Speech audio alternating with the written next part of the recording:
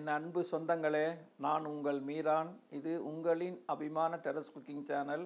இன்றைக்கி நம்ம ஒரு அவசரத்துக்கு உடனடியாக புட்டு மாவு இல்லை, புட்டு மாவுன்னா மிஷினில் போய் பச்சரிசியை ஊற போட்டு அதை காய வச்சு மிஷினில் அரைச்சி புட்டு பதத்துக்கு திரிச்சிட்டு வந்து செய்யணும், லேட்டாகவும் அதை இது பண்ணணும். இப்போ ரவையில் உடனடி செய்யக்கூடிய ஒரு புட்டு, இன்ஸ்டன்ட் புட்டு ரெடி பண்ணுறோம். அதுக்கு என்னென்ன பொருட்கள் தேவைங்கிறத பார்க்கலாம். ஒன்றும் இல்லை, ரவை, தேங்காய் பூ 2 தான் தேவை. கொஞ்சம் எண்ணெயில் ரவையை வறுக்கணும்.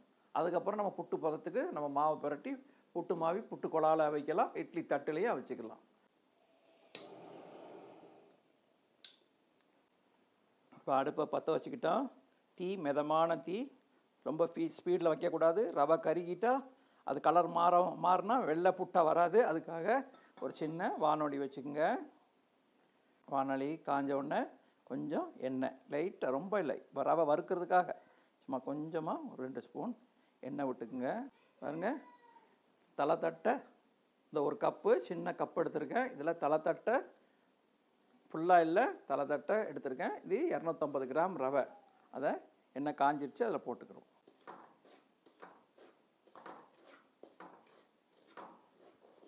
பொறுமையாக மிதமான தீயில லேசாக, ஏற்கனவே இது வறுத்த ரவை தான், ரோஸ்டட் ரவை தான் போட்டிருக்கு. அதனால் நம்ம இருந்தாலும் நம்ம நல்லா பொழு பொழுன்னு வாசனை வர்றதுக்காக மேல் கொண்டு வறுத்துக்கிறோம். அவங்க மிஷினில் வறுப்பாங்க, நம்ம சட்டியில் வறுத்துக்கிடுவோம். நல்லா வாசனை வரும். நெய் ஊற்றி வறுக்கலாம், தேங்காய் எண்ணெய் ஊற்றி வறுக்கலாம், எதில் வேணாலும் வச்சுக்கோங்க. நான் சாதாரண சமையல் எண்ணெயை ஊற்றி நான் வறுக்கிறேன். ஒரு 5-6 நிமிஷம் பொறுமையாக வறுத்தவுடனே இந்த வெள்ளை, இந்த ரவை வந்து கொஞ்சம் பொரிஞ்ச மாதிரி ஒரு வெள்ளையாக மாறும். நமக்கே தெரியும், அது ரவையிலேருந்து ஒரு வாசனையும் வர ஆரம்பிச்சிடும். அப்போ ரவை நல்லா வறுபட்டுருச்சுன்னு நம்ம கையில் பிடிச்சி பார்த்தா கூட நல்லா சூடு நச்சுன்னு இருக்கும். அந்த சூடு வந்தவுடனே ஸ்டவ்வை ஆஃப் பண்ணி நல்லா ஆற விட்டுறணும்.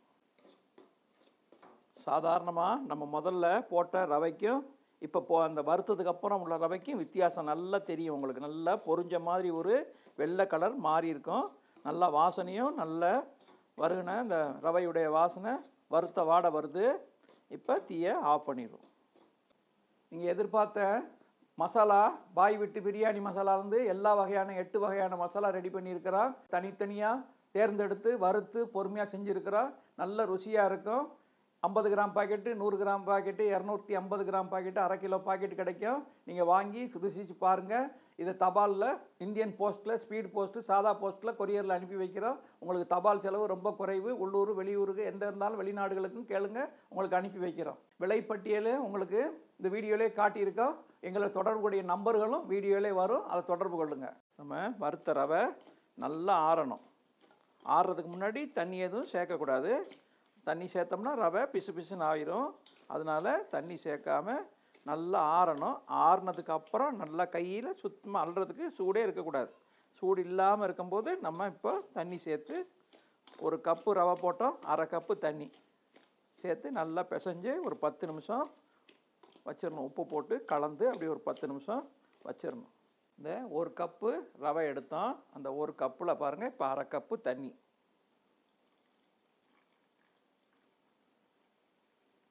அரை கப்பு தண்ணி இதுக்கு போதுமானது. அதில் இந்த அரை கப் தண்ணியில் அது பாருங்கள், கொஞ்சம் ஒரு சிட்டியை உப்பு சேர்த்துக்கிறேன். ரொம்ப சேர்க்கக்கூடாது, கொஞ்சம் உப்பு லைட்டாக தண்ணியில் சேர்த்துக்கிறேன். தண்ணியில் கரைச்சிக்கிட்டு உப்பு நல்லா கரையட்டும்.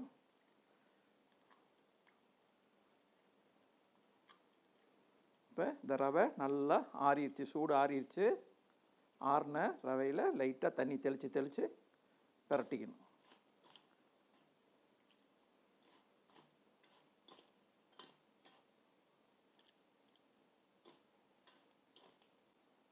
அரை கப்பு தண்ணி ஊற்றி பிரட்டி வச்சுருக்கோம். ஒரு 5லேருந்து ஒரு 6 நிமிஷம் அப்படி இருந்துச்சுன்னா அந்த ரவை அந்த தண்ணியை எஞ்சி இன்னும் பொழுன்னு ஆயிரும். அதனால் அப்படியே கொஞ்சம் மூடி வைப்போம், அப்படியே இருக்கட்டும். அதை இங்கே ரவையை தண்ணி தெளித்து ஒரு 10 நிமிஷம் ஊறுறதுக்காக அப்படியே மூடி வச்சுருக்கோம். நல்லா பொழுன்னு ஆயிரும். இப்போ ஒரு அடுப்பு பற்ற வச்சுக்கோங்க.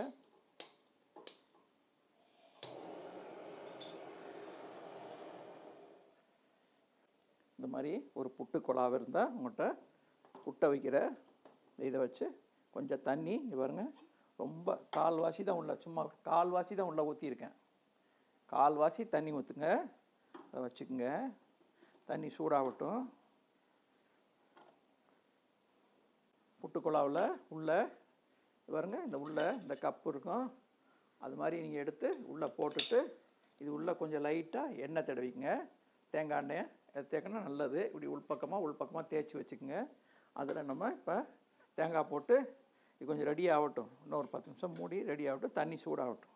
10 நிமிஷம் வச்சோம் பாருங்கள்.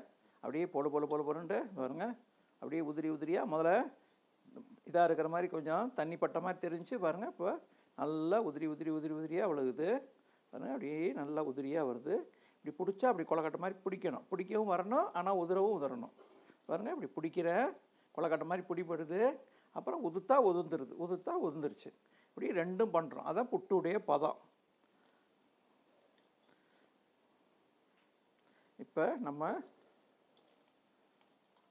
புட்டுக்கோலா எடுத்துக்கிட்டு ஃபஸ்ட்டு கொஞ்சம் தேங்காய், ஏன்னா அடியில் ஒட்டாமல் வர்றதுக்காக கொஞ்சம் தேங்காய் உதிரியாக தேங்காய் போட்டுக்குங்க. தேங்காய் தான் இதுக்கு ருசி, ஹைலைட்டு தேங்காய். நல்லா கொஞ்சம் கூடுதலாக போட்டுக்குங்க. அப்புறம் அந்த பாருங்கள், இதை இப்படி அள்ளி உள்ள பொழுன்னு இருக்கிற மாதிரியே போடணும். இப்படி உதுத்துட்டு பொழுன்னு இருக்கிற மாதிரியே போடணும். புட்டுக்கு அழுத்தக்கூடாது. போட்டுட்டு இப்போ மறுபடியும் தேங்காய் உள்ளே போடுறேன். தேங்காவை மிக்சியில் அரைக்கக்கூடாது, துருவணும். இது பாருங்கள், வார துருவுனாத்தான் நல்லாயிருக்கும். துருவுன தேங்காய் உள்ளே போட்டுக்குங்க.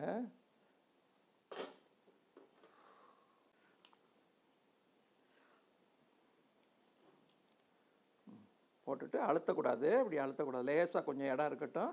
நம்ம மேலேயும் கொஞ்சம் தேங்காய் போடணும், அதுக்காக கொஞ்சம் இடம் இருக்கட்டும். மேலே தேங்காய் வச்சுக்கிடுவோம். தேங்காய் வச்சுட்டேன். தண்ணி நல்லா கொதிக்கணும். கொதி வந்தவுடனே மேலே வச்சுட்டு நல்லா சைடில் நல்லா ஆவி வரும். ஆவி வந்தவுடனே மூடி வைங்க. மூடி வச்சு ஒரு 10 நிமிஷம். நம்மகிட்ட 2 புட்டுக்குழா இருக்குது. அந்த 2 புட்டுக்குழா இருக்கிறதுனால அதை நான் வச்சுட்டேன். ஒரு புட்டுக்குழா இருந்தாலும் சரி. இப்போ புட்டுக்குழாவே இல்லைன்னா கூட இட்லி தட்டு இருக்குது பார்த்தீங்களா, இட்லி தட்டில் கீழே கொஞ்சமாக தண்ணி வச்சு இட்லி தட்டு வச்சு மேலே ஒரு துணி விரிச்சிட்டு அதில் இதை அப்படி சுற்றி தூவிட்டு மேலே இட்லி குண்டா மேலே மூடியை வச்சு மூடி ஒரு 10 நிமிஷம் வேக விட்டால் போதும். அருமையாக ஒரே இதில் மொத்தம் 2 இதில் வைக்க வேண்டாம், அப்படியே வந்துடும். இது இப்படி புட்டுக்குழாவில் அவிச்சு பார்த்தா பார்க்குறதுக்கு நல்லாயிருக்கும். குழந்தைங்களுக்கு விரும்பி சாப்பிடுவாங்க. ஒரு ஆசையாக இருக்கும் பார்க்குறதுக்கு. ஒரு அச்சுலேருந்து வரும்போது அது ஒரு அழகாக இருக்கும். அதுக்காகத்தான் நம்ம புட்டுக்குழாவில் செய்கிறோம். இல்லைனா இட்லி தட்டில் வச்சு மேலே ஒரு துணி வச்சுட்டு கூட மேல் தட்டில், கீழ் தட்டில் இல்லை, மேல் தட்டில் இட்லி துணியில் விரித்து இட்லி தட்டில் துணி விரிச்சுக்குங்க. துணிக்கு மேலே இந்த மாவை அப்படி சுற்றி தூவி மேலே மூடி போட்டு மூடிடுங்க. 10 நிமிஷம் மூடி போட்டு நல்லா ஆவியில் வேக வச்சோம். நல்லா வெளியில் நல்ல ஸ்டீமு வந்துச்சு. ஸ்டீம் வந்ததுக்கப்புறமும் ஒரு 5 நிமிஷம் விடணும். அந்த ஸ்டீம் நல்லா வர ஸ்டீமில் தான் இது வேகிறதே. இது நல்லா அந்த ஆவியில் 5-6 நிமிஷம் வெந்ததுக்கப்புறம் நம்ம எடுத்துட்டோம். இதை பாருங்கள்.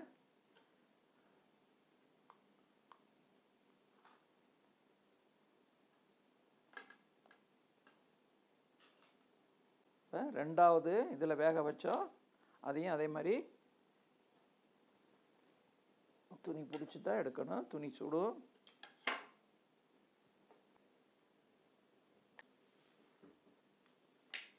குழந்தைங்களுக்கு ரொம்ப, பெரியவங்களுக்கும் குழந்தைங்களுக்கும் ரொம்ப ஒரு ஏற்றமான ஒரு இது.